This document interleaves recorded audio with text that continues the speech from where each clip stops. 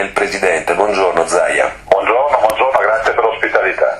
Allora, prima di parlare con lei, le farei sentire l'intervista che abbiamo realizzato con Giovanni Manildo, che è il sindaco di Treviso, che è di un'altra area politica rispetto a lei, è del Partito Democratico, e che ha avuto una serie di difficoltà, tra cui il fatto che sono arrivate 39 persone, l'ha dovute far dormire in pullman davanti alla stazione per una notte. Dice, insomma, ci sono un po' di cose da rivedere. Sentiamo. Abbiamo evidenziato alla prefettura, alla regione, che non possiamo andare avanti con il criterio dell'emergenza, che è fondamentale dare delle risposte più strutturali e strutturate, perché altrimenti si creano veramente dei problemi, a parte umanitari per le persone che vengono accolte, ma anche di ordine pubblico, perché non è possibile che delle persone dormano in un pullman davanti a una stazione in una città. Ecco, questa è una cosa inaccettabile. Lei è un sindaco di centrosinistra in una zona dove ci sono molte amministrazioni leghiste. Come va con i suoi colleghi? C'è una sorta di unità di intenti oppure no? Ci sono delle difficoltà oggettive, però anch'io e anche il sindaco Variati e altri sindaci che anche lui di centrosinistra, abbiamo sottolineato la necessità che ci sia un forte ripensamento della politica d'accoglienza da parte di tutti i soggetti, in primis della regione, come ho detto, ma anche dello Stato, che siccome inevitabilmente l'Italia è la frontiera d'Europa, dobbiamo pensare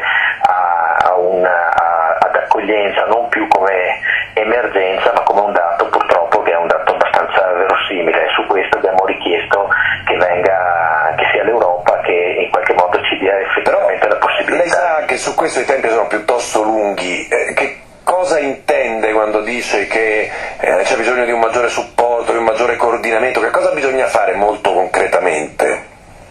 Diciamo che molto praticamente bisogna pensare a alcune cose che sono il criterio dell'emergenza. Abbiamo delle strutture che possono essere idonee ad accogliere magari da 8 a 16 persone, unicamente mettendo i letti a castello, che hanno delle strutture che hanno bagni, hanno le strutture igieniche in ordine, ma ci sono poi delle impossibilità ad accogliere, perché ci sono degli standard dati dalla regione che ci impediscono di accogliere queste persone. Basterebbe avere un attimo di elasticità mentale su questo e risponderemmo meglio al tema dell'emergenza.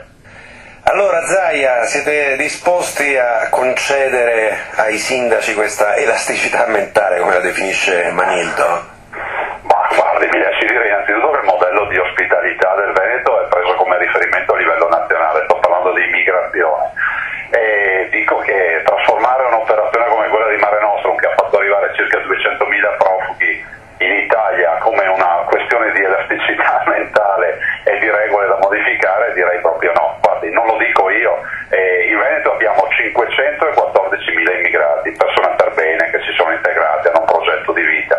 Siamo una delle regioni che ha una percentuale più elevata di immigrati nella popolazione, passiamo all'11%, e proprio per questo dico, noi abbiamo già dato, punto. Pensi che dei 200.000 disoccupati che abbiamo in questo momento, 42.000 sono immigrati. Però mi scusi Zaia, che cosa può fare? Chiudere i confini del Veneto? No? No, guardi, ma non glielo dico io, noi dobbiamo dire basta, ma non lo dico solo io, lo dicono i sindaci di sinistra, lo dicono i sindaci di tutte le popolazioni politiche, lo dicono addirittura i prefetti, non c'è più posto, perché poi giustamente voi non avete la memoria di quello che è accaduto nelle scorse settimane, ma dal Veneto si è sollevata anche la voce dei prefetti che hanno detto non mandatene più.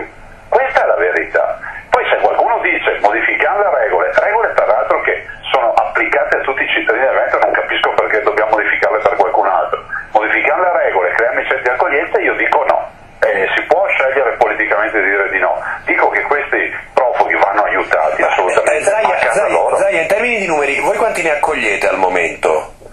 Guardi, esattamente non glielo so dire perché stanno arrivando. Sicuramente abbiamo passato, penso che siamo intorno, forse 1.000-1.500, non glielo so dire perché i dati non li conosco, non ho i dati aggiornati, però le posso anche dire che il vero tema è che si deve tener conto anche di quanti immigrati già abbiamo in Veneto, ripeto, 514.000 su 4.800.000 abitanti, e aiutiamoli a casa loro. È una farsa questa di Mare Nostrum. Guardi, qualcuno dice che l'Africa non ha più chance di africani, mi scusi Zaia, la stanno comprando. mi scusi Zaia, lei dice aiutiamoli a casa loro, però in questo momento lei capisce che se la casa è la Libia è oggettivamente piuttosto complicato, nel senso che c'è anche una questione, se la casa è la Libia, la Siria o l'Iraq, no, non è esattamente così semplice. Ma guardi, le dirò di più, capisco quello che mi dice, ma lei prima giustamente diceva nell'intervista al sindaco, ma alla fine è un problema europeo. No, l'Europa sta vivendo questo problema come un problema del confine italiano. Ed è caduta la linea con Luca Zaia, mi interessava